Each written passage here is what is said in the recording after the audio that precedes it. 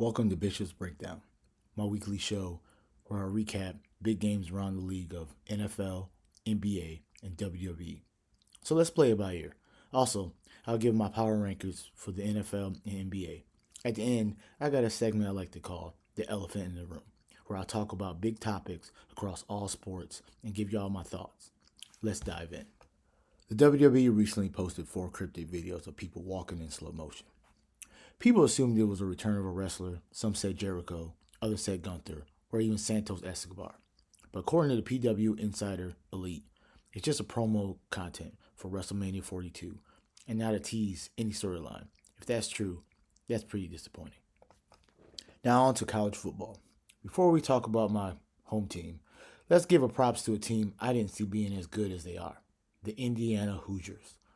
They look dominant and looks to be, unless there's a complete meltdown, to make the Big Ten championship game. In just 4 games this season, they put up over 50 points. That's incredible. Anyways, let's talk about the Michigan Wolverines. We kept the Paul Bunyan Trophy and had a nice overall win against an in-state rival, Michigan State. Justice was served in East Lansing, with Haynes running for 152 yards with 2 touchdowns. It was a good old school game for the Wolverines. 276 total rush offense. Now let's talk NFL. It was tight ends day in the NFL. But first I want to say my heart goes out to rookie running back in New York, Cam Scatterbo. It looked really bad. He was my favorite to win Rookie of the Year for sure. But can anyone not like Jackson Dart? That emotion he had once he saw his fellow teammate go down with that injury. He put it all on the line. Great fit for those Giants. Wish him and Cam all the success in the world. Another big surprise was the Miami Dolphins. Tua woke up and chose violence.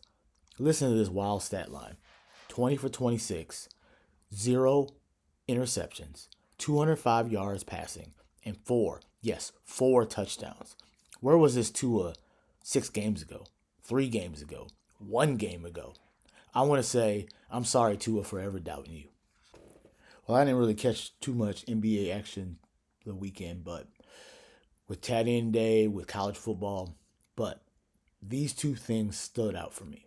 Austin Reeves had the chance to show his star power, and he definitely didn't disappoint.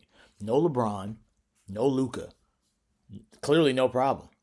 This young man dropped a career high 50 points with 10 boards and 9 assists. So he was 1 assist away from a 50-point triple-double. That's insane. The future looks bright for the Lakers, and I'm excited for it. Also, can't forget this guy, Wemby of the San Antonio Spurs. Continues to be what I call a unicorn in the league. Dropping 31 points, 14 boards, and you guessed it, 6 blocks. The NBA future looks bright. The future stars are showing out right now. So just keep watching, keep enjoying what action they bring to the table, because it's definitely going to be very interesting for sure. So here's my off the cuff segment called Elephant in the Room. We're talking NBA, the Mafia, the FBI, and gambling. So if you haven't heard, there was a sting a couple days ago with Chauncey Billups and Terry Rozier and 20 other people involved in this wild gambling ring, such as poker messing with cameras and infrareds and headsets and scanning cards and having celebrities sit in and win games, lose games to get people to stay around because they want to play with the stars. So they're just sitting there and just losing their money, not even knowing that they were lost their money before they even stepped to the table. And then they also said now players are betting on games, and like if they bet the under, they'll take themselves out of the game for some mysterious injury. That's wild. Because if this is true, this is not the only people who are doing it. At least this is just the people who got caught. And with me, I dabble in FanDuel and the DraftKings of the world and the Fanatic sports books, but how you going to be able to look at spreads, look at player props, and be like, oh, it's going to be something that's legit. Like 20 points for whoever. Because if they can affect the game like that, and it's just a normal thing, then why even waste my time, my effort, my money on something as trivial as points? Like, it's wild. And with the FBI being involved and the NBA dragging their feet, like this is serious. Like, people might not realize that this can affect a lot of things. It could affect championships. It could affect not just gambling, but like the sport, the true essence of good sports.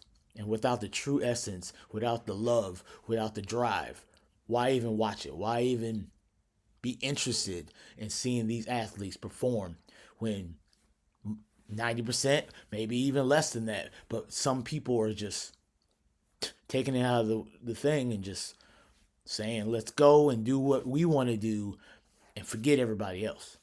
And that's not cool. But like I said, that's the elephant in the room. I'm addressing it. Tell me your comments.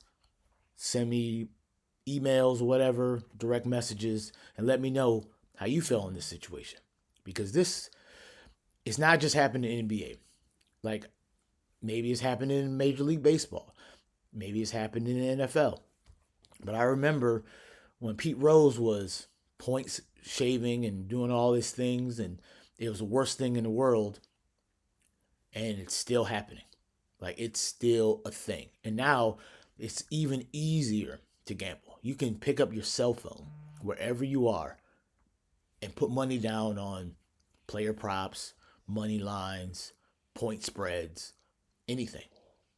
And that's easy as picking up your phone, downloading an app, adding money from your bank account, your checking account, whatever, and putting $100, $200 on Austin Reeves to score over 40 points.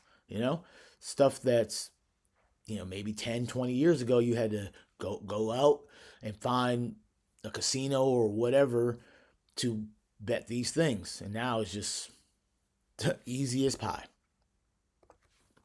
This week I'm just doing NFL since the NBA season just started. But next week I'll have one for everyone to tear apart. So here's the NFL power ranking.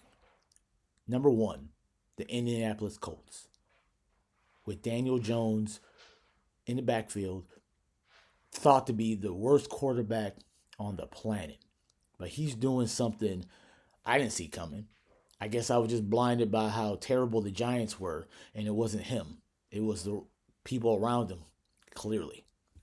But with Jonathan Taylor in the backfield, the Colts are doing something no one saw coming. So number 2, I got Detroit Lions, with Jared Goff leading the helm, with Monsei Brown, Sam Laporta as the tight end, Gibbs and Montgomery as Sonic and Knuckles in the backfield, even J-Mo. Like, this Lions offense, like from top to bottom, is scary. And can be scary if they just keep driving, doing what they need to do, and not turn the ball over. And their defense was led by Aiden Hutchinson. He's a scary, scary man. Like, nobody wants any parts of him. That's why they double, triple team him, because they don't want to get destroyed by Aiden. But he still seems to find a way. Number 3, we got the Patriots. Like, Drake Mayu, like, he's looking like a vet out there. Like, he's throwing up 300 plus odd yards, not turning the ball over, throwing touchdowns, driving, leading this team to what some little guy you might have heard of, Tom Brady, used to do. Number 4, we got the defending Super Bowl champions, Philadelphia Eagles. Jalen Hurts, Saquon Barkley, Brown, and Devontae Smith. Like, this team, is finding their groove. And they're the Super Bowl champions, so they have to be on this ranking. Number 5, you got the Buffalo Bills, with Josh Allen, with Cook, with Kincaid, Shakira. Like, they hopefully they can keep this and sustain this going to the playoffs. Because usually once they get there, that's when the holes look to be bigger than they are and they don't be able to perform. So hopefully that's what they have. So I got one honorable mention: the Green Bay Packers. All Aaron Rodgers had to do was beat one team, and he would have joined a crew of people who's beaten every single NFL team, including Tom Brady. But Jordan Love said, "Not on my watch," and they put in a clinic. Like, look at his stat lines: over 300 yards. Like it, he was just doing it. And Kraft on tight end day, yeah, yeah, big fella, I seen you do a kip up. I love it. So I'm gonna do a real quick Monday Night Raw preview live from SoCal on Netflix later today. His main event, Jey Uso, comes face to face with the best in the world, CM Punk. They face each other for the now vacant WWE World Heavyweight Championship at Saturday night's main event. After this preview, I'll give you my little predictions for Saturday night main event. Also, I definitely didn't have this on my bingo card, but Nikki Bella versus Roxanne Perez, one on Netflix. Could be a banger, because I love me some Roxanne Perez. She's a prodigy for no reason, but her talent, her charisma, she's just awesome. So, my predictions for the announced matches at Saturday Night Main Event. Well, Jade Cargill is taking on Tiffany Stratton, and I feel Jade Cargill will become the women's champion. Tiffany time seems to be up, and it's time for a change. CM Punk faces Jey Uso for the vacated WWE World Heavyweight Championship, and I feel CM Punk will finally get that title reign. He got cut short when Seth Rollins cashed in on him. Probably set up Seth versus CM Punk later down the road when Seth becomes healthy. I can see the Cody versus Drew McIntyre going either way, but I feel Cody Rhodes will find a way to retain and move on to maybe Randy Orton, with Randy Orton coming in as a heel for Royal Rumble or maybe even Mania. Because it's definitely due time for Randy Orton and Cody Rhodes to face each other for a title. Because the last time they really faced each other, Randy was in the top spot and Cody was just his underling when they were part of Legacy together.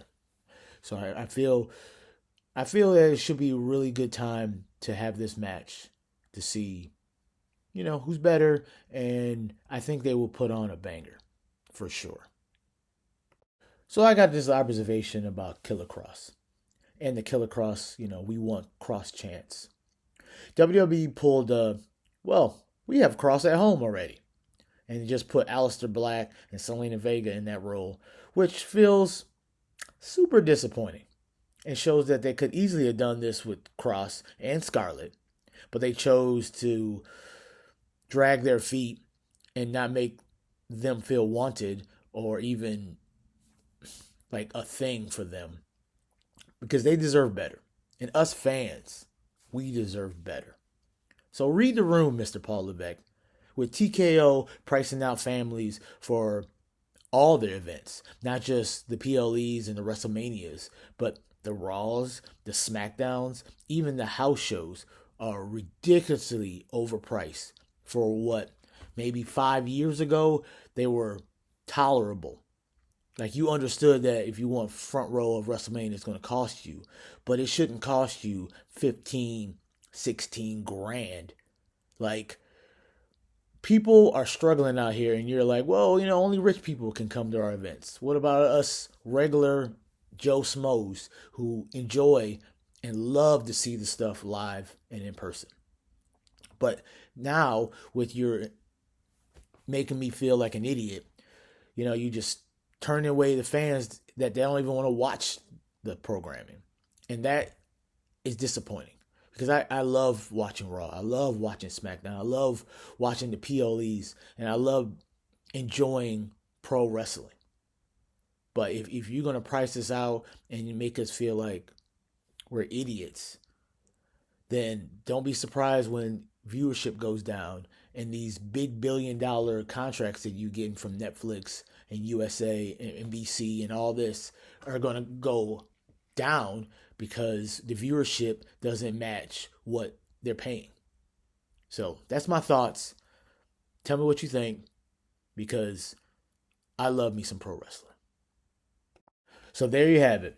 My first episode is in the books. Hope y'all enjoyed my little banter. please take a second and rate and review this podcast. 5-star comments will be read on the air each week.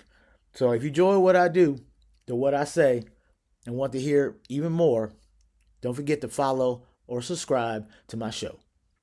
If the interest stays high, I can make things bigger, better, maybe even get some interviews each week or once a month or whatever I can be able to provide for my fans, for my audience. Because, anything's possible. So, like I'm going to do at the end of every show, John Cena once said, control the controllables. Remember to worry about what you can control and concentrate on that and not the things that you can't control. So you shouldn't be worrying about those things. It will make your life a little bit easier. So this is Bishop tuning out, but don't forget to tune in next week for more Bishop's Breakdown.